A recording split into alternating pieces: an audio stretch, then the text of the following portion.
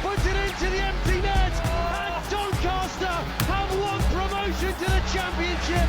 The flares go up in the away end.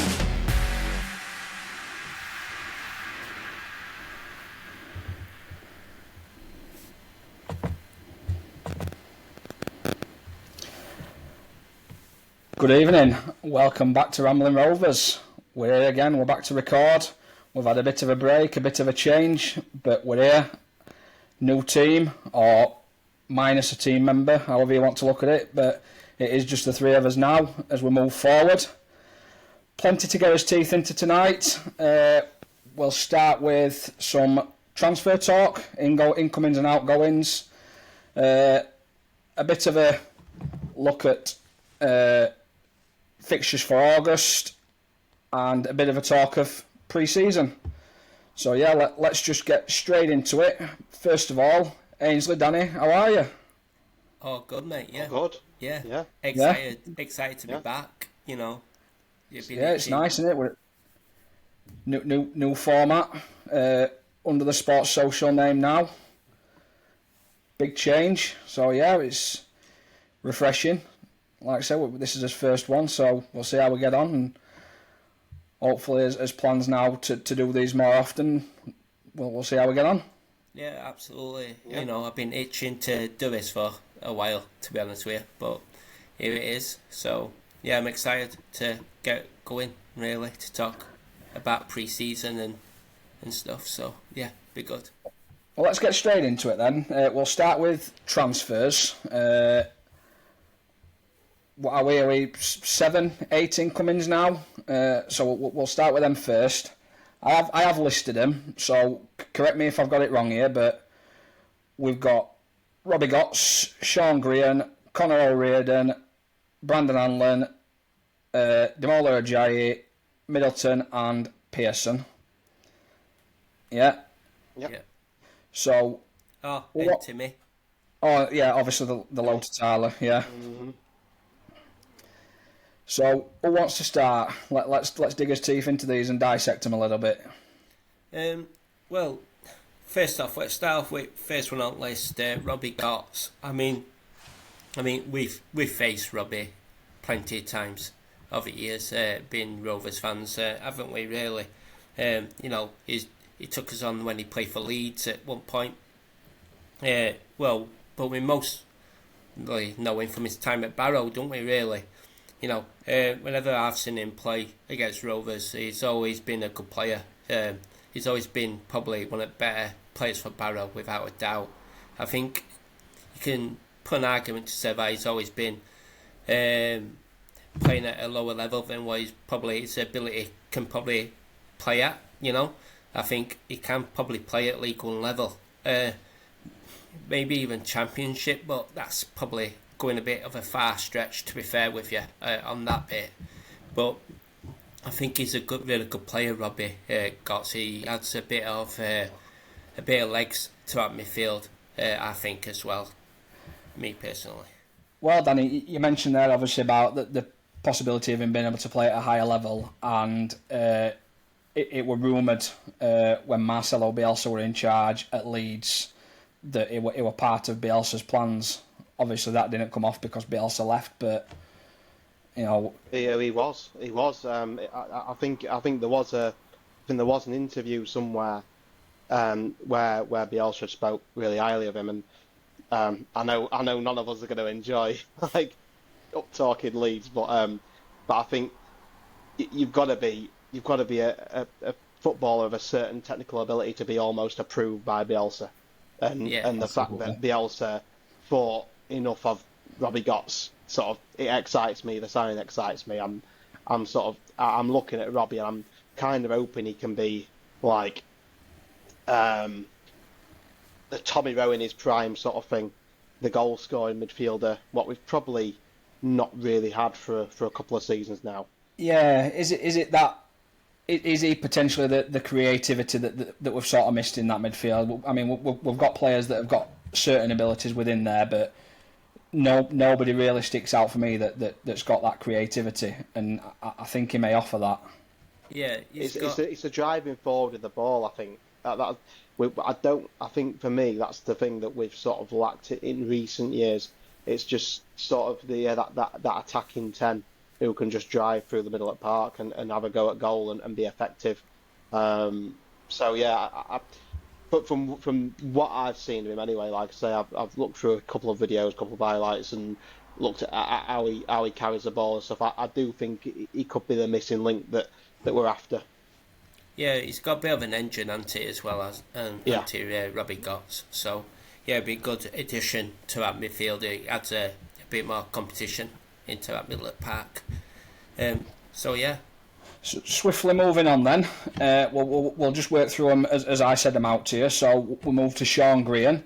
There were lots of rumour about this one being a season-long loan deal. And then, surprise, surprise, when it were announced, it's signed for 3 years. And rumoured that it's a decent fee. Undisclosed, but we all know. Yeah, you know what I mean. Yeah. But yeah, it's a payment. It's some money being spent. Might not be much, but it's something. I don't really know a lot about Sean, to be fair with you. I know he's played at Crystal Palace youth team, and he was on loan to Irish side. I don't know which one. I forgot what team it was last season. But he was also on loan at Carlisle, and he didn't have best of times at Carlisle. But throughout pre-season, from what I've read, I haven't seen it. I haven't been to any games in pre-season, but from what I've seen, is that he's meant to be really comfortable on the ball. So, you know, I don't really know much about him, to be fair with you, but it sounds like as if he's got a lot of potential. Yeah, I'm the same. Obviously, not seen any pre-season. I mean, we'll go into that and the reasons why later, but the clips and stuff that I have seen is very comfortable playing out front back and stuff, and I think that's the way we're going to build attacks this season. Like I say, initially it were rumoured that it were going to be a loan, but it did sign for 3 years. I think that were needed though, having lost the experience in Anderson and Richard Wood, and then obviously Oliver turning the contract down and decided to join Stockport. Yeah, Ainsley, what's your thoughts on the Green transfer? I think I'm in a similar boat to Danny. I don't know an awful lot about him, but look, nobody. I don't think many fans are going to complain about a 3-year deal for a player like that, and I think it's a sensible bit of business, and I'd say I probably agree with you. I do think I do think we need more mobile centre halves. I mean, I said it last season. I do think Anderson was brilliant last season, and I I've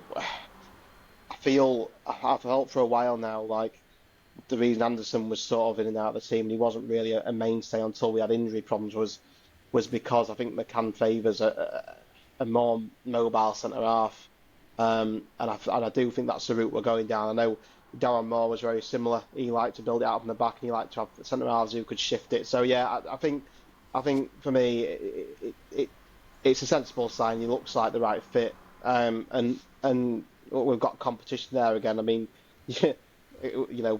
first week or so of the transfer window. I mean, I know fans were worrying about obviously the fact that Anderson had gone and we only had really McGrath and Faulkner. So yeah, it's refreshing to see that we've thickened it out in that area and we've got options there. So yeah, good bit of business. Do you think that it's interesting that we've brought two players in that have also played together at Republic of Ireland under 21 level? Well, there's probably something to it. As centre half pairings, obviously. Yeah. One of which were captain. Yeah. Again, I mean, you could sort of hark back to when he brought Sterry in, the fact that he'd played with Molyneux, and McCann seemed to know that would work, and lo and behold, it did. So it doesn't really surprise me. I think McCann seems like one of those managers. He's very much in depth on the analysis side and things like that, and I'm sure he's done his own work. And but he was quick to sort of get off the blocks with signings this summer. Obviously, he didn't want to hang about. He wanted to just crack on. And by the sounds of the interview with Gavin Baldwin today, with Radio Sheffield, it was clear from that McCann had a list literally as soon as the season finished. So yeah, I think he'll have done his own work, and I'm sure he knows the players that he's got in, and I'm sure he's confident with the business that he's done. So that brings us on nicely to the other centre back that I refer to in Conor O'Riordan, signed from Blackburn on a season-long loan. Another player that we will be very familiar with, as he's racked up almost 100 appearances, I would say, with Crewe. He was signed by Blackburn last January on a 4.5-year deal. Very highly thought of. I certainly remember him playing against us, and he's a towering centre half at 6'4". And like I say, despite him only being 21-year-old, he has already racked up 100 league appearances. So yeah, plenty of experience. Yeah, I'm gonna say, Connor. Yeah, we know about him a lot. He always seems to score against us, didn't he? For Crewe. He always managed to bag one against us. Scores plenty as well, to be fair, for a defender. Yeah, I'm quite looking forward to seeing him actually playing for us rather than against us, because then at least, well, yeah, he won't score against us at least. But, yeah, I'm quite happy with this loan signing. I've always, similar with Gotts, I've always thought he's played well against us whenever he's played really against us. So yeah, I'm actually quite happy with Connor signing, to be fair, for us. Decent loan as well, from Blackburn. Another player with plenty of potential, even though he ain't really ours, to be fair. Just saying, O'Riordan, yeah, it's good for him to be playing, like you said, teammate of Graham, Republic of Ireland. So they already know each other's strengths and weaknesses already. Ainsley, coming on the O'Riordan chat, where do you sit on this? Do you think the same? Is it good business? Yeah, it is for me. I mean, look, I believe he come through through the youth system at Crewe. Am I right? And you've only got to look at the quality of their youth setup there. And look, the fact he got a move from Crewe to Blackburn, it sort of says that he's got the quality there. And yeah, I'd say it's sensible business for us and for Blackburn, because I'm sure he'll get plenty of game time with us. That'll only help to develop him. So yeah, it's sensible. Look, from what I remember of him, like Danny referred to, he was paying the arse every time we came up against him. So, and I'd say, I think the biggest highlight for me with this one is that I know we've discussed it a couple of times on the live spaces throughout last season, but we've sort of missed that goal scoring centre half for a while. Since really Andy Butler, we haven't had a centre half who scored on a regular basis frequently with when with crosses and corners, etc. So it'll be nice to have an aerial threat in the box from a centre half. McCann's all about scoring goals, so yeah, if we can get goals from more areas of the pitch now, yeah, I'd say it's a good string to our bow. Nice, yeah. So moving on then, we move on to Brandon Hanlon. Not the player that most people expected her to sign, I don't think. But for me, it's very much a Grant McCann signing. A player that's got plenty of experience, but had a little bit of a stalling career, not scored many goals. But we've seen this before, Rob Street last season, Adelakun season before. These are the types of players that McCann relishes getting his teeth into, and we are going to talk about pre-season, but obviously while we're on this, we're Hanlon, he has already stepped in with a couple of goals, so maybe it is just a confidence thing, and we'll see a decent player come to light. Yeah, it excites me. I'm kind of with you. I think it is very much a Grant McCann signing. Um, like you said, we'll touch on pre-season, but I think there's plenty what we've seen in pre-season to show that the ability's there, and it's just maybe taking a manager to get it out of him. Now, Adelican was in a very similar position when he came to us, and look how he sparked into life under McCann. I know he's technically a winger; it's a different position, but look, I think McCann has a way with attacking players of bringing the best out of them, and Hanlon to me looks like a really good addition, and he looks capable to me of getting into double figures and being that sort of mainstay up there that we probably need this season, because Ironside struggled last year. Obviously Billy Sharp's not getting any younger, so yeah, good bit of business. Being awarded the number 9 shirt as well, though, Ainsley, so it's big boots to step into, really, and to have that number 9, which is a typical striker's number. Mm-hmm. Yeah. So that to me says, but McCann's obviously got confidence in him that he can get the numbers.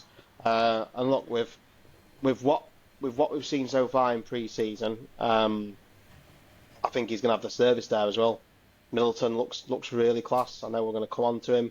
Molyneux, Ajayi, there's going to be some top quality assist makers in there to help him out. It's almost instinct for a striker to be in the right position, but if you've got players around you who can put it into the right position for you, half your work's done into it. So yeah, I think it's a good signing, and I'm confident. If McCann puts his name to a player, he obviously feels like he can get the best out of him. So yeah, good bit of business for me, and I like the look of him. Yeah. So we'll just pause for a quick break then, and then we'll move it on. We'll come to you for your thoughts on Hanlon, Danny.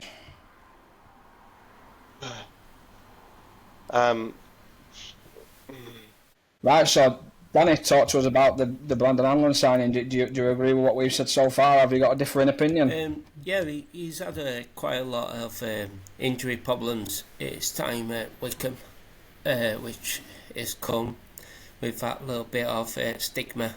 That his injury record isn't, it's not too good of reading. He hasn't really scored that much either, but as we all know, it don't matter what you've done previous clubs, it's what you've do wearing red and white. We've seen it many times over years, haven't we? Like with John Marquis and stuff like that, where it just seems to click. But he's looking sharp in pre-season. He's looking good. Hopefully he'll be injury-free, because our medical thing has been pretty good over the last 2 years, touch wood. Hopefully Dave Rennie will do his work on Brandon and keep him fit and firing, really.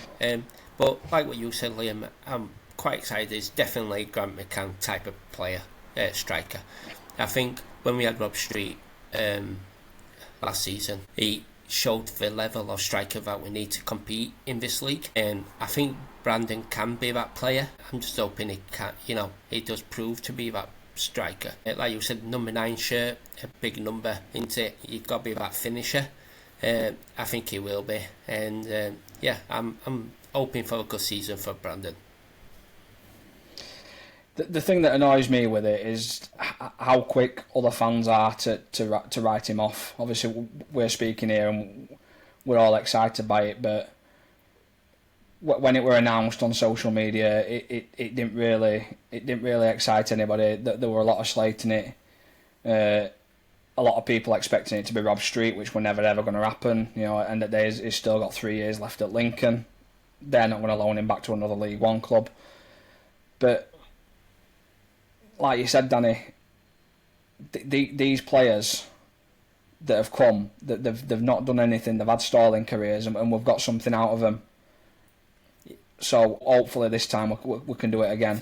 Thing is for me is it's like every player, no matter who we sign, I always give him at least 5 games before I place my judgment on them. I let them settle in first before I have my judgment on them. I mean, even if a player has scored 100 goals, last season, I know that's impossible, but I'm just saying in general terms of it, is that it don't matter what they've done before they've come to Rovers. All I'm bothered about is what they do while they're with us, and that's all I'm bothered about, Like I said, Alan and had best of goal scoring records, but neither did Marquis, neither did Rob Street. And look what happened to him last season. It swings around about. I think what we've seen, with this team, and this is the thing. I think McCann, we've heard it so many times over the last season or so since McCann returned, and he's constantly talked about characters. It's all about the characters that he brings in, and there's no one with a bad attitude in that dressing room at the minute, and that is something worth noting. I mean, you just referenced Marquis there, Danny. Marcus had an awful attitude. I mean, you saw it all the time with him spitting his dummy out, throwing tantrums, falling out with his teammates on the pitch, and there's none of that with Hamlin. From what we've seen so far in pre-season, he's very much a team player. Gets stuck in, has a go. If it doesn't work out, he's just cracking on with it. The team just seems to be a really good togetherness about the squad at the minute. There's no one with a chip on the shoulder, and I think that is a crucial element to this team and what Grant McCann is doing. I mean, moving on then, lads. Another loanee, Demola Ajayi, brought in on a season-long loan from Tottenham. A player for me that looks very, very, very exciting, very tricky, very skillful, very confident. Interesting to know that he's very highly rated at Tottenham, and prior to season ending, he were in and around the Tottenham first team, actually featured in the Europa Cup final. How we've pulled that one off, I don't know, but yeah, credit to McCann and whoever else that were involved in it. He looks very good. Yeah. It's not beyond the realms of possibility to think that, all right, it's Tottenham, but it's not beyond the realms of possibility to think that they won't have done their research on McCann. And look at the amount of goals he got out of Malik Wilks from out wide. He's got a thing with wingers, and look, they want their prospect to flourish and develop. And if they've got a manager who they can see favours a wide system such as a 4-3-3, a manager who can get the best out of players like that, then they're gonna be happy for him to come to us, aren't they? So yeah, credit to McCann and Cliff for getting it in. Well, the relationship with Tottenham must go beyond just manager to manager, because obviously Ange Postecoglou were relieved of his duties at Tottenham. Yeah. Obviously, this Ajayi were featuring when he was still in charge, but we've still managed to pull a loan deal off, so that the relationship must go deeper than just manager to manager. But it's interesting. Is this 3 players we've had from Tottenham now? Yeah, I believe so. Yeah. And last one didn't turn out too bad, did it? To be fair with Matty Craig, to be honest with you. No, it didn't. No. Yeah. No. But it looks very exciting. I'm really excited with this signing. Absolutely.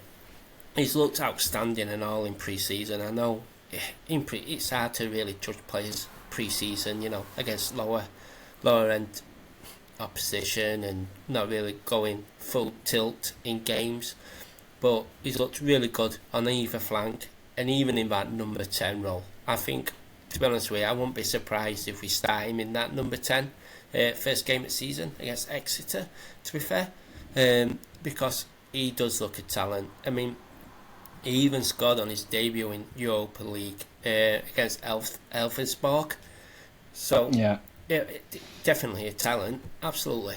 Like what y'all two are saying, I can't believe we pulled this off as well, to be fair. I reckon he's a really good player.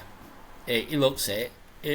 If he does it in a competitive game, who knows? Like I said, I'll give him first couple of games before I reserve my judgment on him.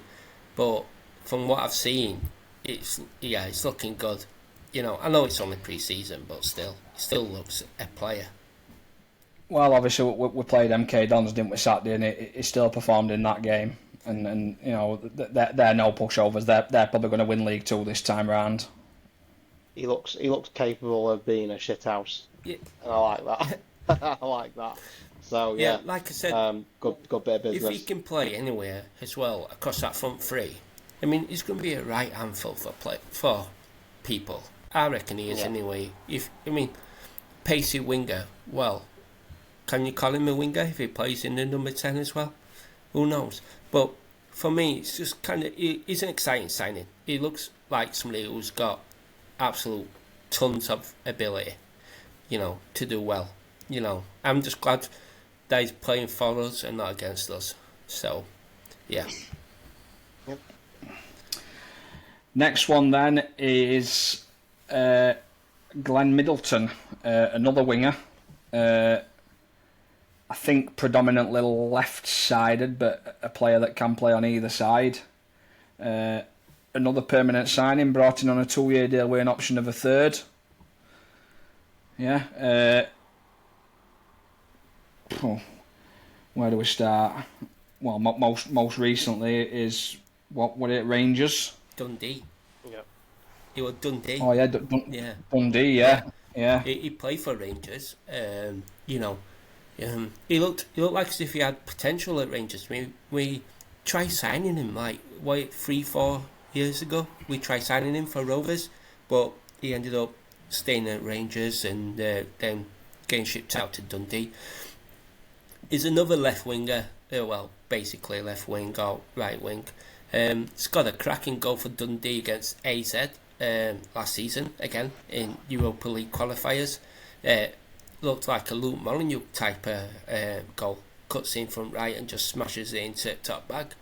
But it's one of them, it's going to be fight competition for Gibbo on left, maybe even for Moles as well. But it's one of them. I don't have too much expectation from Middleton. That's because of who he is or what we signed previously, like in Demola. But I think he's looked good in pre-season from what I've seen. He's definitely going to give competition onto wing. But he's one of them, from people who I know from up Scotland, who has been speaking to about, it's like sometimes he can go missing in games. Like I said previously, many times already today, is that I won't judge anybody until they've played for us. Yeah, it's interesting that, like you said, this is a player that we've kept in contact with for 5 years maybe, and obviously the opportunities come up to sign him again, and this time we've pulled it off. And for me, it's another show of ambition, because this is a player that's chose to leave a team that finished 4th in Scottish Premier League to join a League One outfit. So it's big ambition from us, really. Yeah, I think it's a good signing.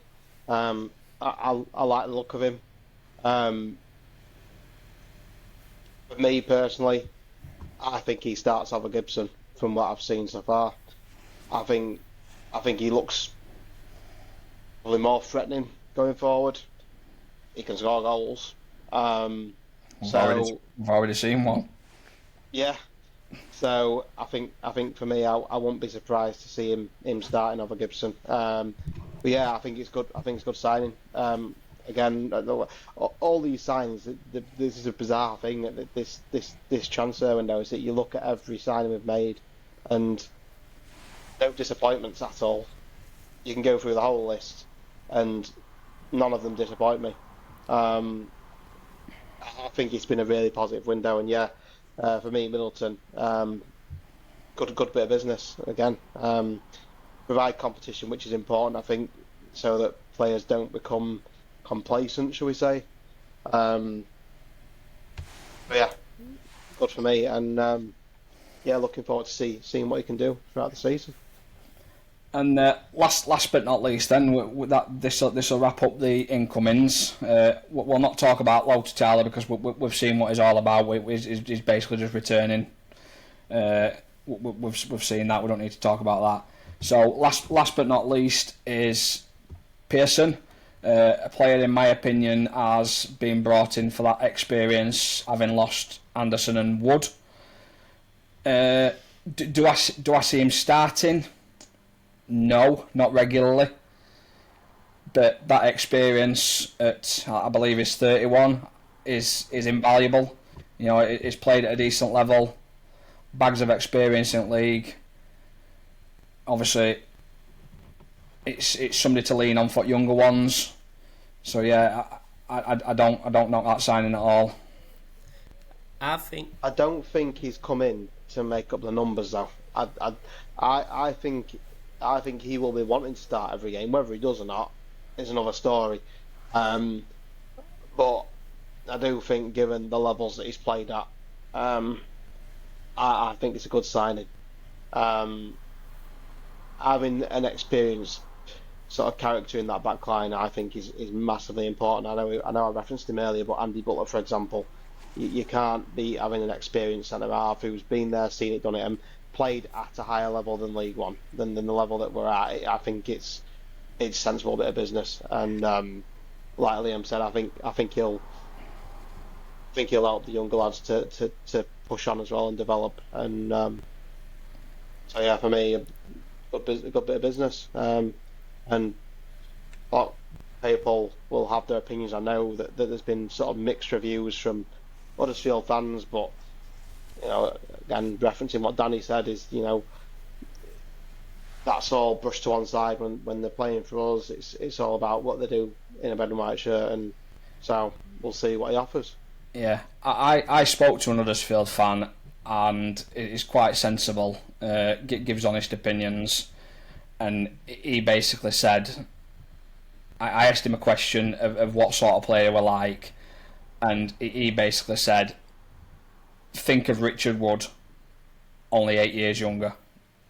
Yeah. Which is what we needed, really. Like you said, where we've lost Anderson and Wood, for very vocal leaders in that defence. I know Jamie Jay has got a mouth on him, and you know, he wears the heart on his sleeve, but Jay hasn't really got the experience of what Matty Pearson has. Like you said, he's been and done it, Matty, with Luton, with Huddersfield.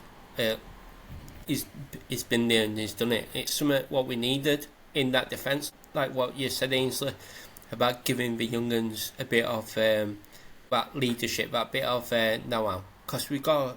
Well, he's a rare breed as well, because I know Andy Giddings from Radio Sheffield, he's a big Halifax fan, obviously, for some reason.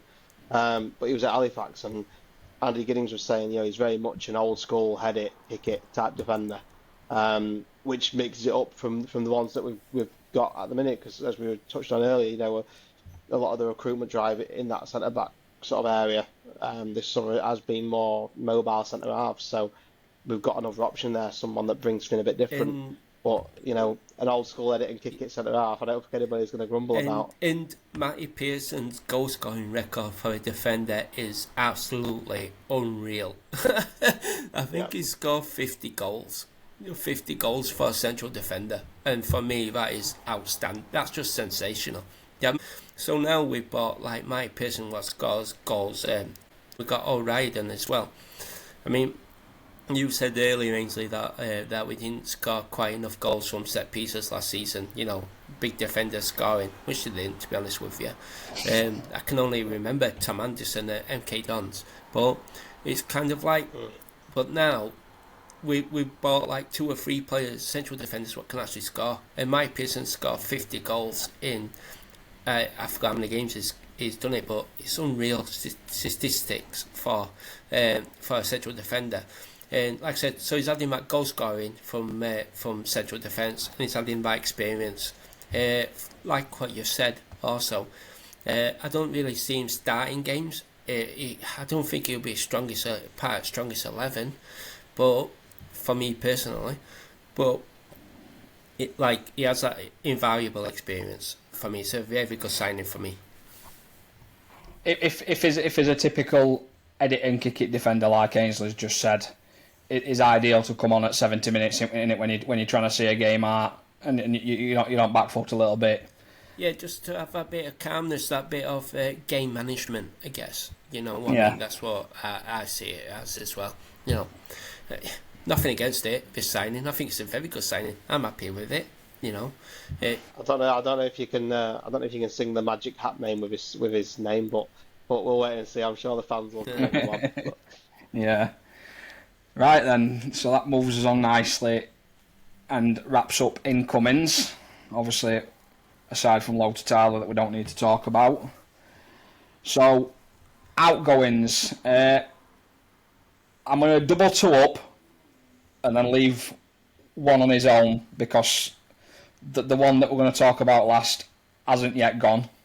I'm sure you know what we're on about, but it's looking very, very likely that he is going to be going, and I'm sure there'll be plenty to say on it with differing opinions, let's say. So, outgoings up to now is Sam Strong-Brown to Peterborough Sports and Bobby Faulkner to Harrogate. Personally, I think it's good moves for both.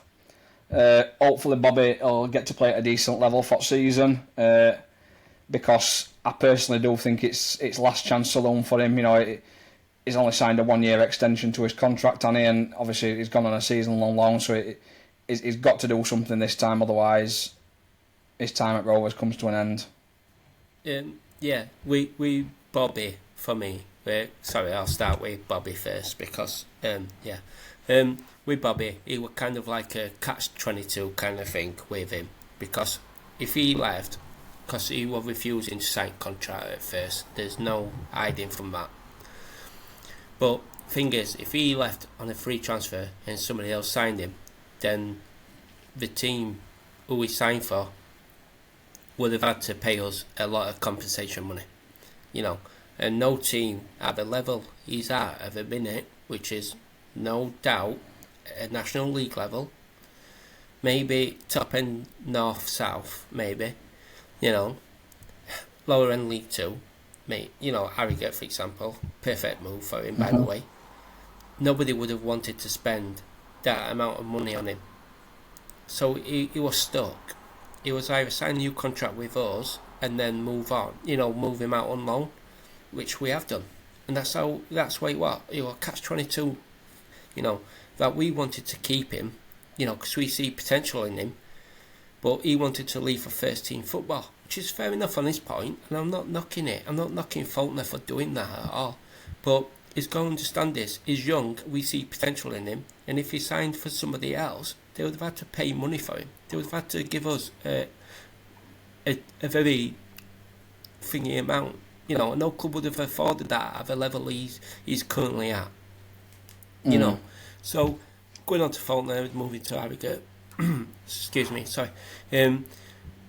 Is a very good move. I'm happy for him to sign for Harrogate in League 2 and not shipped him off to somebody like Spennymoor or to Worksop or anybody like that. He's actually playing league football now again. Hopefully I know he had a very good 6 months at Buxton, but prior to that he didn't have a good time in Ireland, did he? Really? He didn't have a good time. So hopefully now he's got that behind him and he kicks on, you know, and he proves to McCann and that lot to give him another contract next year and push him on even further. You got to remember, Faulkner has had no football education. You know, we just plucked him up from Donny Sports College next door to Eco, and we just plucked him in straight into first team like that. Yeah, he's had no going through academy. He's had no going through reserves. He's just been plucked out of college and gone. There you go, play football, which is fair dues, but he's got to go and learn the nitty gritty bit. You know what I'm saying? And that's why I think is good for him to have gone to Harrogate now. You know, as well. So it's a good move for him, I think. Very good move. Yeah. So before you move on to your next one, Danny, Strong-Brown, we'll just pause again for a quick break. Right, yeah, Danny, welcome back. Let's talk about Strong-Brown, outgoing Peterborough Sports. Is that a good move, do we think? Very good, yeah.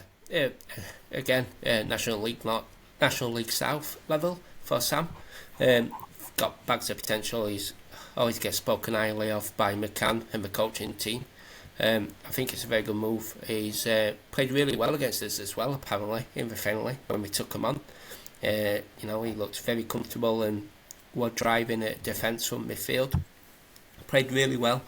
But it's a good level for Sam. Another player again. Slightly different trajectory to Fulmer because he has gone through the youth team in the right steps. But like I said, he's got plenty of potential, Sam. And I see a big future for him. It's a good move. He's played at Peterborough last season as well, I believe. So he's going back to familiar surroundings. So yeah, I'm expecting big things from Sam. To be fair with you, good move. Yeah, Ainsley, where's your thoughts on these two? Do you think same? Are they good loans or? Yeah, I think so. Yeah, for both of them. I mean, in terms of Bobby, I'm similar boat to Danny. I do feel a bit for him in a way because he was thrown into a very difficult situation with us to start off with when obviously the relegation season was happening with Richie Wellens, and he was sort of thrown in at the deep end, and he didn't embarrass himself at all, I don't think. But I think the cracks were showing with the inexperience what he'd got. You could never doubt his commitment or his drive and determination, but I just think he wasn't ready at that time to just get thrown in at the deep end, and it probably fractured his development in a way.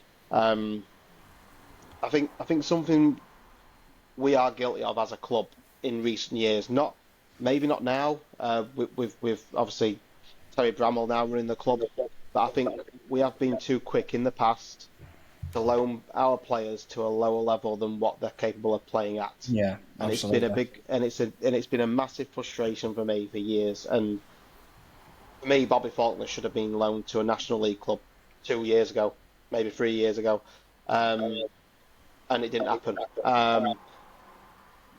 And I like it when clubs stand the ground and sort of say no, we're not sending our players there. And I've referenced him before, but Darren McAntony at Peterborough, he will not loan one of his players to a lower level than what he thinks they're capable of playing at. He'll always push for the highest possible loan, and I think we should be the same. So yeah, I'm happy for Bobby, and I think it's a good level, and it's a good club, to be fair. So yeah, happy for him.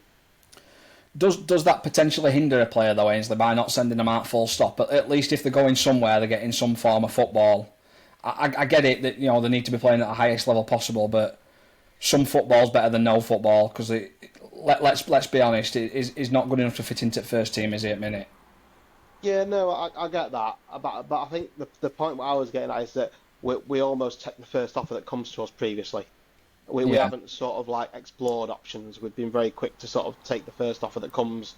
So hopefully, look, this is a turning point. It's like I say, it's a decent club, Harrogate, and it's a good level. And look, if he has a good year with them, who knows? He could even break into McCann's plans with us. So yeah, good bit of business. And then in terms of Sean Brown, I think he's it's what he's ready for now. That first step into sort of the men's game. Again, another player where he does excite me, Sean Brown. Every time I've seen him, I thought he's got something about him, and I think it's right that he has that sort of experience now on a regular basis rather than sort of the odd cup game with us. Get him a full season at a decent level for his age. See how he gets on, and hopefully, look, he has a successful time as well, and yeah, it'd be nice to see him break into our first team because I do think he's got something about him. So that brings us on nicely to the third player that hasn't actually gone yet, but we probably all know it's coming. Yeah. Kyle Hurst. I'll say my bit. I believe that my opinion may be the same as Danny's, but yours will probably be totally different, Ainsley. So for me, I personally think it's the right decision. I don't think he currently offers anything better than what we've currently got. Now I know you'll say, and you have said that his better than Gibson or equally as good as Gibson. But like I've said to you, at the end of the day, McCann's always going to favour Gibson because it's his player. And I personally don't think Gibson's going to get as much game time as he got last season because I can see Middleton being in before him. Yep. But as for Kyle Hurst, he's had 3 different managers now while he's been at this club and never held a first team spot down, aside from the first season when he signed under Gary McSheffrey. And then obviously he got injured and then never really come back into the team. But I do think that he is only 23 years old, and to isolate him and not play him is unfair on him and holding him back. I think it's the right thing to allow him to leave and play regular football, wherever that may be. Who knows? It may come back to bite us in arse, but that's just the way cookie crumbles, isn't it? I think, like I said, I don't see him breaking into first team and offering anything better than Gibson or Middleton, which I think are in front of him, and I believe McCann thinks are also in front of him, hence why he's had this conversation with him. People have said that he could play in that number 10 role. I don't see him as a number 10. So, like I said, for me, it's the right decision to allow him to go. Mm-hmm. Okay. Colin Haynes, I'll let you defend him first before I jump in. Go on then.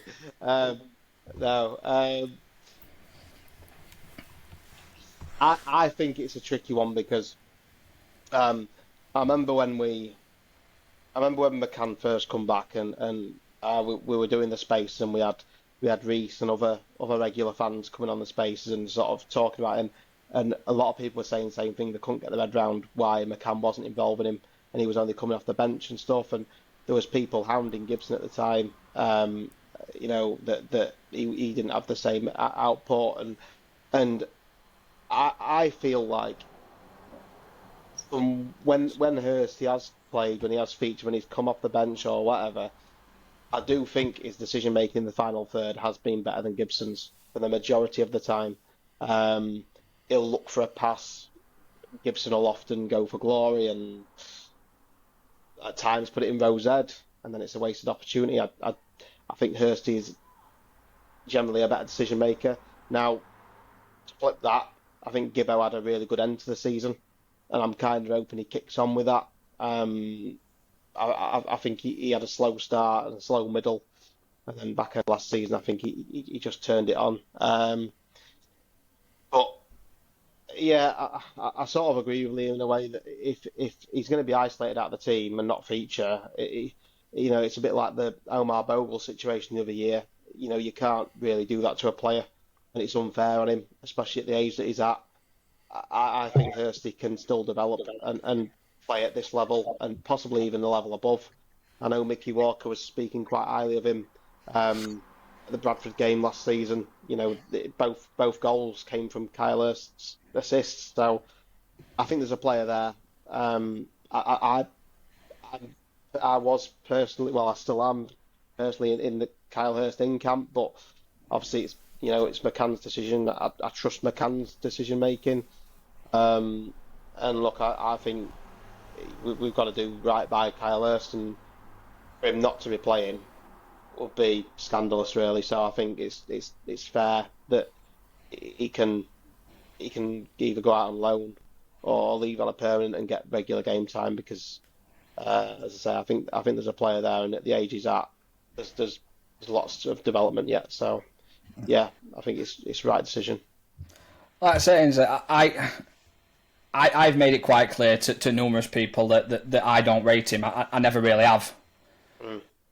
But like I've said, the fact that he's only 23 years old, you've got to do the right thing and allow him to go and play. If it doesn't fit into your plans, don't ostracise a player. Allow him to leave and go and play somewhere else. And if it comes back to bite us in arse, then so be it.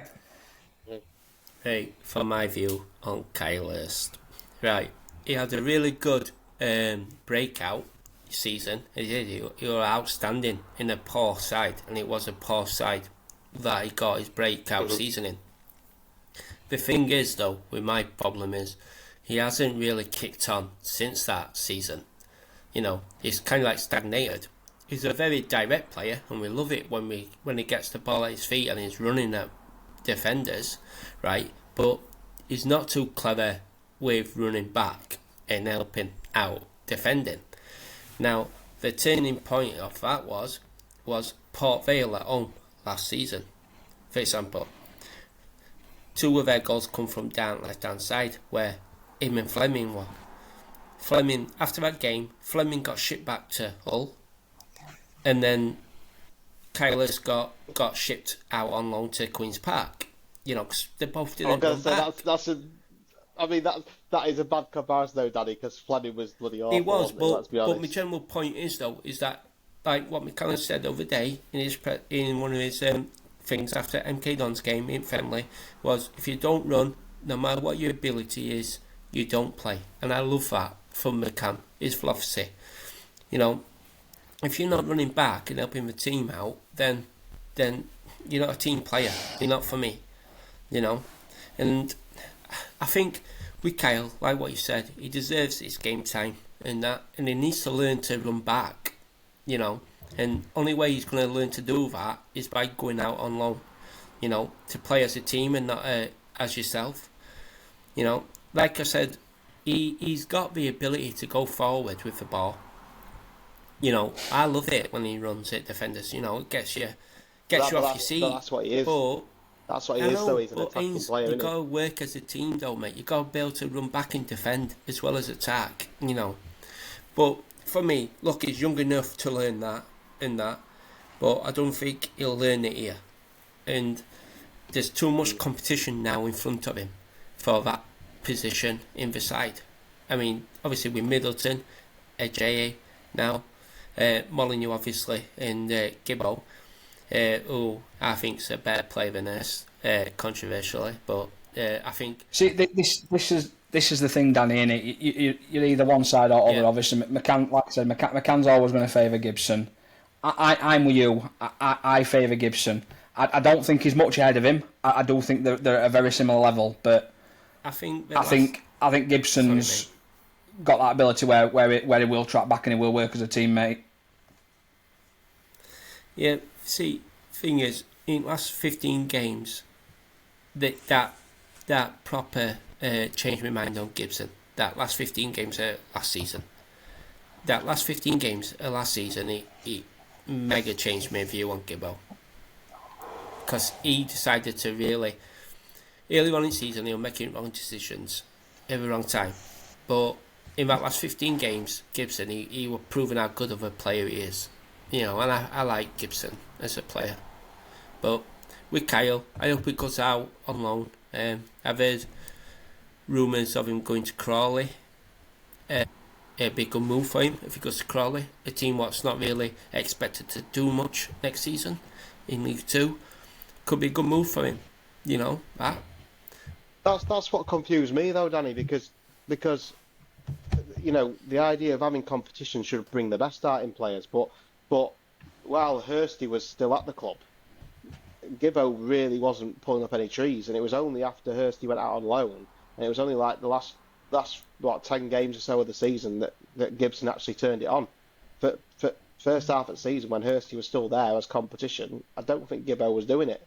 So it's bizarre that he turned it on when he had no competition. Well, but who knows what was said to him in that last 15 games? Yeah, because, well, that's it, you know what I mean? Yeah, who knows? McCann could have got him in office and said to him, look, start pulling your socks up, mate. Or, yeah, you know what I mean? You don't know, dear. But that last 15 games for Gibson was sensational, mate. He only was missing a goal out of his performances. You know what I mean? In them games. Some of them games. Yeah, it's finishing. You know, but I'm sorry to say it, Ainsley, and I know it hurts you, mate.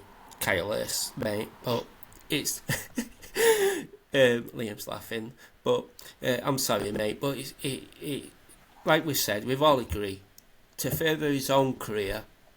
Maybe it is time for us to go, look, mate. Yeah, thank you, but yeah, it's time for you to move on. So that wraps that up then. I knew it'd be differing opinions. I had a feeling yours would be very similar to mine, Danny, and you proved me right.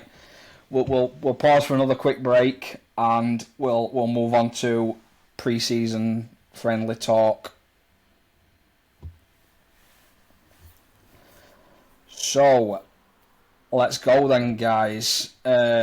Pre-season, if we're being honest, shite friendlies. Bad preparation by McCann, admittedly. Just the one home friendly against Blackpool. I think a lot of that's to do with the fact that the pitches are getting relayed at the stadium. And obviously the warm weather training camp in southern Spain, which looked very good. But as for the friendlies so far, we've been relatively free scoring. And the new players look to be settling in well. Yeah, well, McCann has openly admitted that the old friendly situation was his fault, because he said that people were hounding him to players while he was concentrating on his getting out of League Two. He said my mind was fully on that, it wasn't about friendlies. So he's put his hands up, fair dues, fair enough. Bit woke nonsense playing somebody in the same league as you.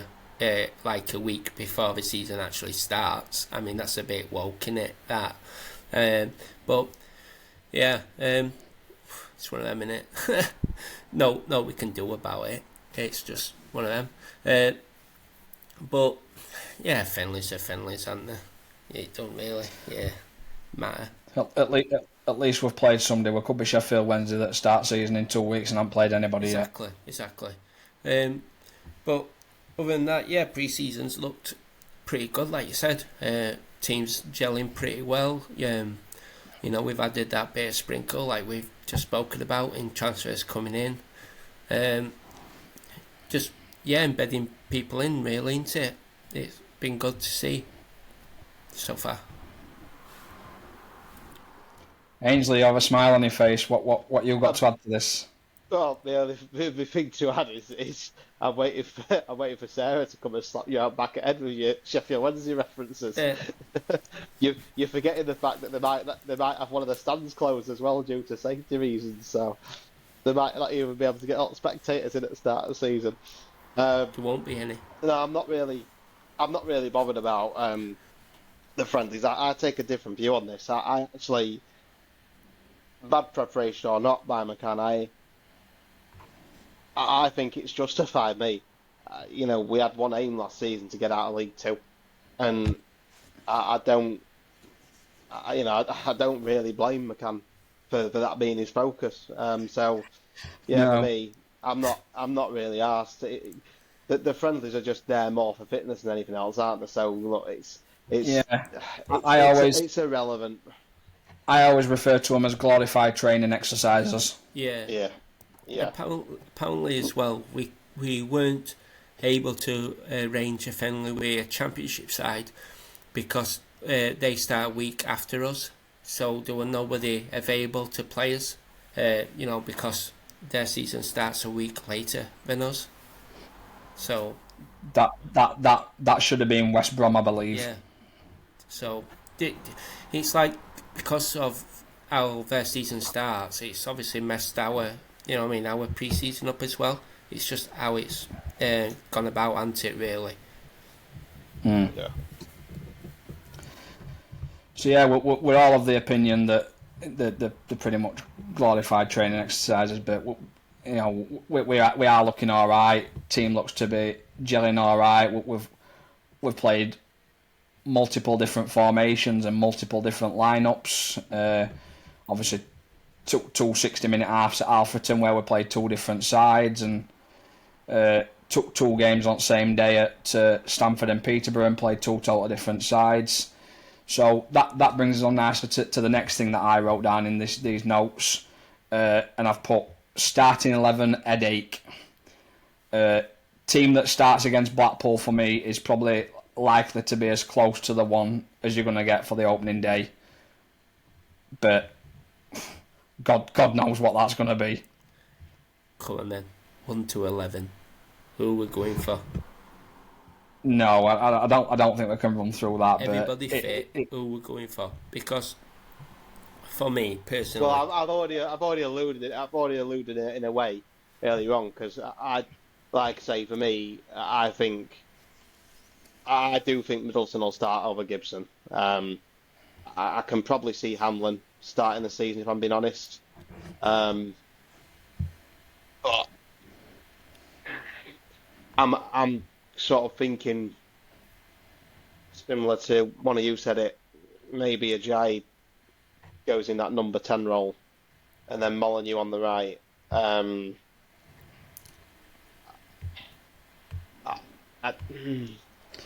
I think the position I'm probably struggling with the most is centre backs. Figured out what centre backs are going to start, but part of me is thinking, is McCann going to sort of go no nonsense at the first game and stick Pearson in there alongside McGrath? I don't know. Well, McGrath looks set to miss start at season, doesn't he? So. Of course, because he's got injury, hasn't he? So no, everybody's available. Everybody's maybe a Royden then, maybe a Royden and Pearson. He said Stevie. I do think this is controversial as well. I do think I can see Jack Senior starting the season over Maxwell.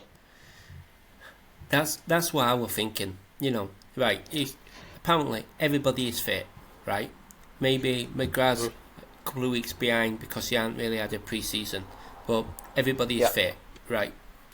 There's no injuries at the club again, which is sensational, like we spoke earlier about.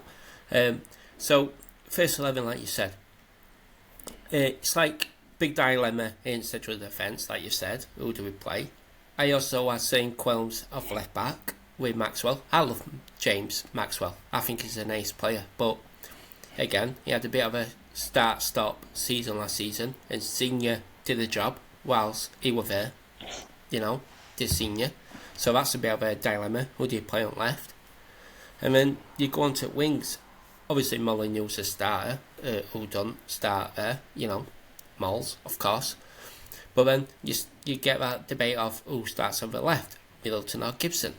And then you get the debate of who starts in central midfield, Broadbent or Gotts. Ajayi, does he start him at number 10 role? Does he start on the wing? Does he start Allen up front? I think he does. To me personally, I would. But there's a lot of competition for that starting 11, and I'm loving it. This is what we're going back three seasons ago, for example. We were getting none of his headaches. We were sticking like 16, 17-year-olds in his first 11. But now, we're like, who do we rather have in defence or midfield or up front now? It's brilliant. I love it. Who knows? I think a 4-2-3-1 formation would work, but who do you put in that 2 out of a combination of, let's say, Robbie Gotts, George Broadbent and Owen Bailey? That's the 3 that I see fitting in there. I think Gotts is a bit too attacking minded to sit as a more of a defensive player, but I suppose if you've got one there that's defensive, it allows the other to roam a little bit. But I think the 4-2-3-1 works because it allows you then to have Molyneux, Ajayi and Gibson or Middleton all in the same team. Yeah, I agree. Yeah, I don't see Gotts as a defensive midfielder. I think I'm similar mind. Like he needs to be able to roam a bit. I think what I'm questioning, obviously I think that Hamlin will be the starting striker, and Sharpie will probably be used as that utility player to come off the bench in like the 70th minute or something. But where does it leave Ironside? I don't know where you guys are on Ironside. I'm really not sure. Still keep him around side for me, mate, because you can't go into the season just with 2 strikers, mate. We saw that last season. No. That's why we had to bring Street in, But what would we do? Would we switch to a different formation to be able to play Sharpie and Ironside? Would we bring them on at a similar time and have two up front? But McCann don't tend to play two up front, does he? So He did do a couple of times last season, didn't he? Swindon away, amongst others. He ain't afraid to change now it, and then, is but he? I mean, mm, but I agree with Liam. I think it'll be like a 4-2-3-1 formation. It's just going to be finding that right combination again in midfield. Because towards back end of last season, it was Broadbent and Bailey. Broadbent played like a oh God, showing my age a little bit here, but a bit like a Pirlo kind of role where he would just sat in front of defence and he was spraying passing about and breaking up the play and just being like that deep like playmaker role kind of thing. Whereas Bailey was like the more box to box, and I think that could possibly roles reversed a little bit. Maybe let Gotts do the, well, I won't say defensive work, but more running defence from midfield. You know what I mean? And maybe Bailey will just sit back a little bit because Bailey can do a job at centre back. I mean, I can't see why he can't do a job as a defensive midfielder. The one who possibly what Broadbent were doing. But like I said, it's just about finding that right combination, I guess. I think in central midfield, but I play a J in that number 10 as well, me personally. So, last 2 points then. I'll group them together because it'll lead us on nicely. August fixtures, a nice busy month to start. 6 league games, a cup game against Boro, and 3 local derbies in Mansfield, Huddersfield and Rotherham. Just the one change with Sky, which is not bad. It were inevitable anyway because it would have got changed on police advice if it weren't for Sky. And then, obviously, lead it into your 25-26 predictions,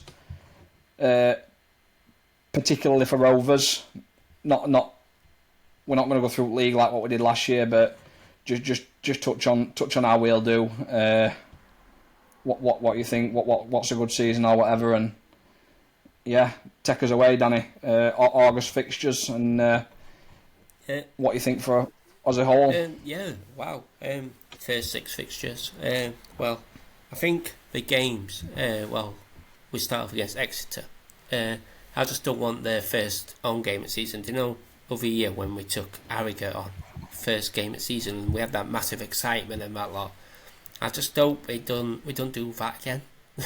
Where we take Exeter on and then it'll be like a massive balloon that popped. Because we'll just go flat otherwise. I just hope we start pretty well.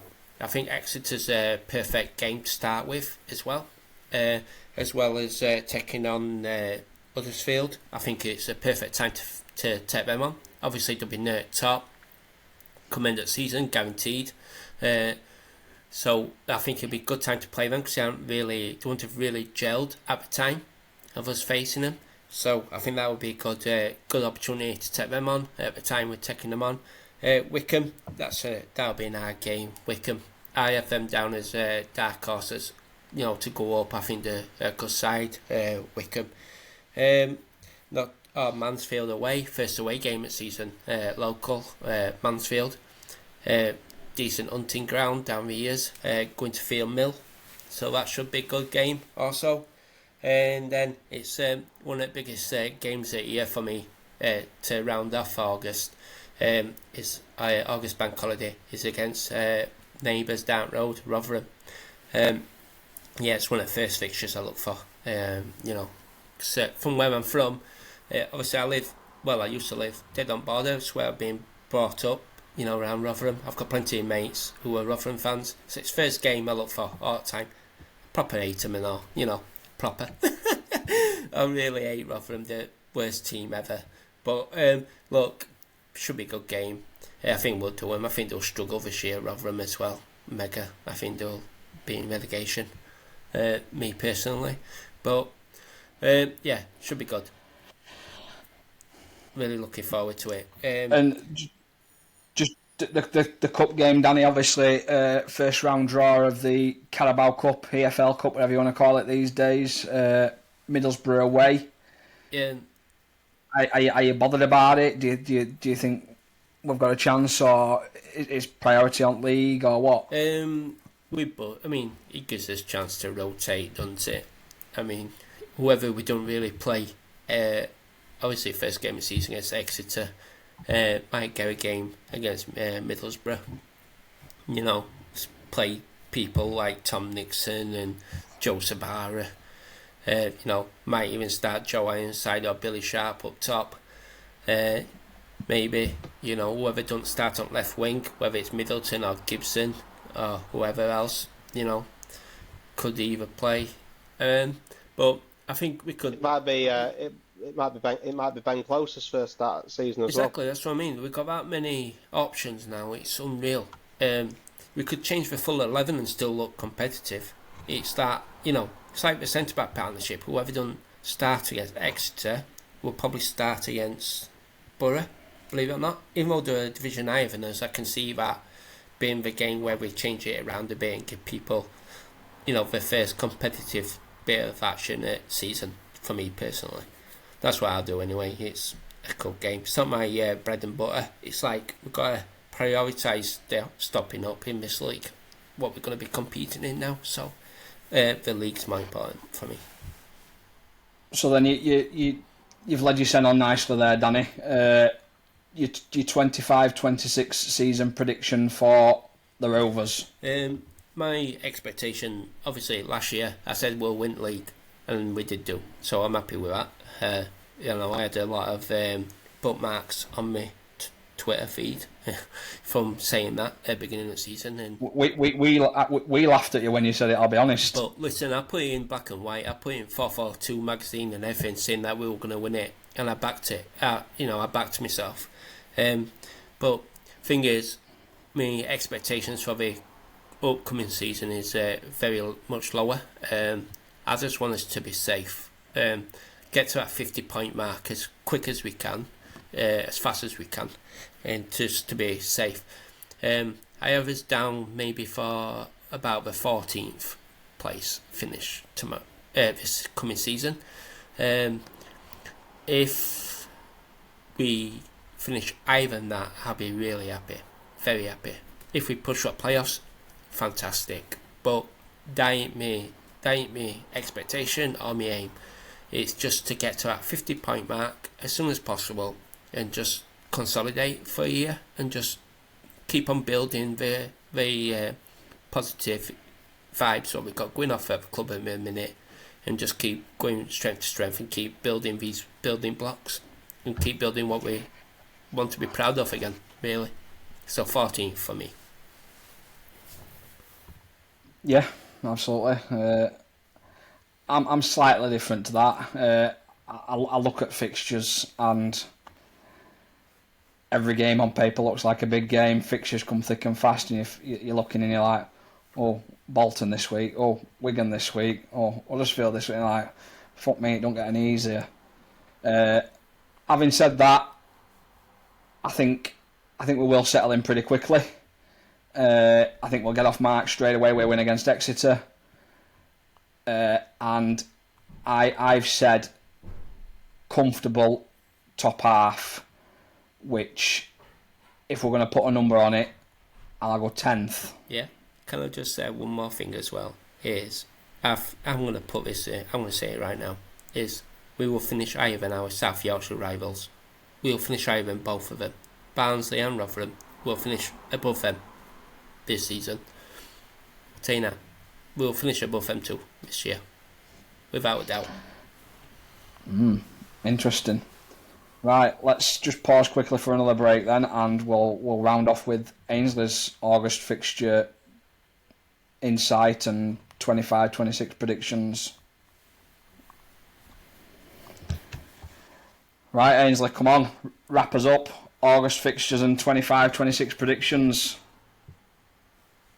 Yeah, it's it's a good month to start the season. It does feel like it does feel like the Northern League, doesn't it? It's just, you know what I mean? Like teams like Plymouth are going to be so fed up by the end of the season with all the travelling they're going to be doing. But yeah, now a couple of good derbies in there. I don't really know what to expect with Rotherham, so um, part of me is saying we will beat them. Um, Mansfield, that's a good place to go. They've got the old cowshed open again now, haven't they? Because they had the cowshed shut for about 20 odd years. Bishop Street stand or whatever it's called, with wooden benches inside. So yeah, they'll actually have four sides at ground open this time round. Yeah, fairly happy with the first couple of fixtures. I sort of agree with Liam. I think Exeter is a good game to start the season. It's probably give us a bit of a marker as to where we're at. Um, and if we get off to a good start, well, who knows? My prediction for the season, um,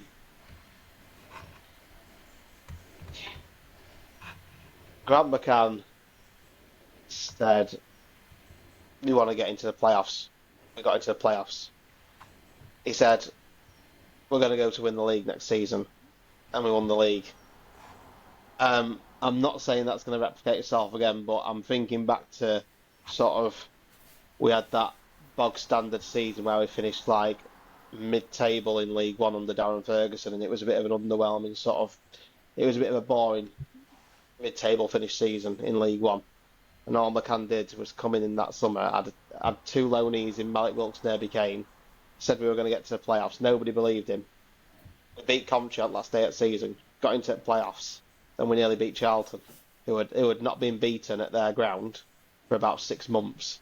So I've got faith in McCann, and McCann come out the other week, I believe, and he said, we're not here to make up the numbers. We want to go again. We want to win the league again. I do think that'll be a stretch. And I know Gavin Baldwin, who did an interview with Radio Sheffield today, he said similar. He thinks it will be tough because we don't have the budget to compete with the teams, who are going to be around those automatic spots. However, Gavin did say he thinks we could sneak into the playoffs, and I think I'm of a similar mind. But I think it all depends on how we start the season. I think if we get off to a good start and we're not chasing ourselves like we were the first season in League Two, when McCann come back in League Two the other year, I think if we get off to a good start, who knows? We could surprise a few teams. I think there's some teams what are going to be expected to be up there who might not be. I don't think Cardiff are going to go straight back up. I think they'll struggle because they obviously had managerial change. They seem a bit. Seem like a club in a bit of a mess off the pitch. So, you've got that Yankona at Huddersfield who looks like Ron Burgundy, who talks about he's recruiting a manager who plays Northern football, and I don't think he even knows what Northern football is. So, yeah, well, I don't think any team necessarily is going to run away with it. I don't see a Birmingham or a Wrexham this season. I don't think it's going to be as uneven a field as what probably some people have made out. I think my expectation is a mid-table finish, but I don't think that's necessarily where we are going to finish. I'd be happy with mid-table, but I do think we're probably going to do similar to the last time McCann had us in League One. I think we might just sneak into the playoffs if we get off to that good start. Right then, don't sit on fence, Ainsley. Let's put a number on it.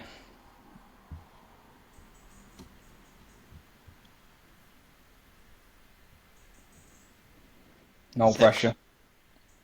Yeah. 6th. Wow. Well, you're both aware of my dad's crazy predictions. Obviously, when we were 22nd in league, and my dad said that we'd get the playoffs, and we did. And last season, when we dropped down to 10th and everybody were questioning whether McCann was still the right choice, and my dad said, we'll win league, and we did. He was here on Saturday with me decorating, and we obviously got chatting, football chat, and he said, we'll make playoffs.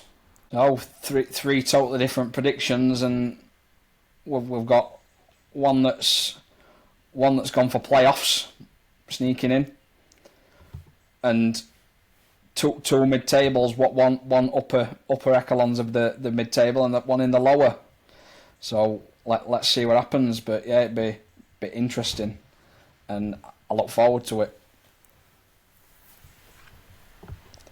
And I think that wraps us up beautifully.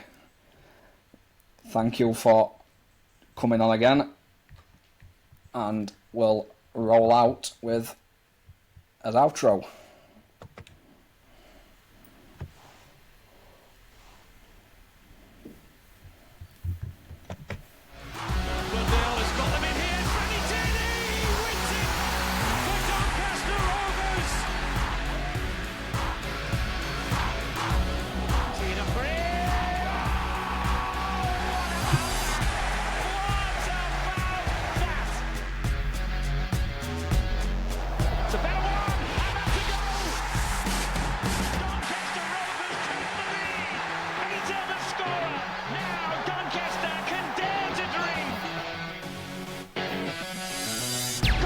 Puts it into the empty net, and Doncaster have won promotion to the Championship.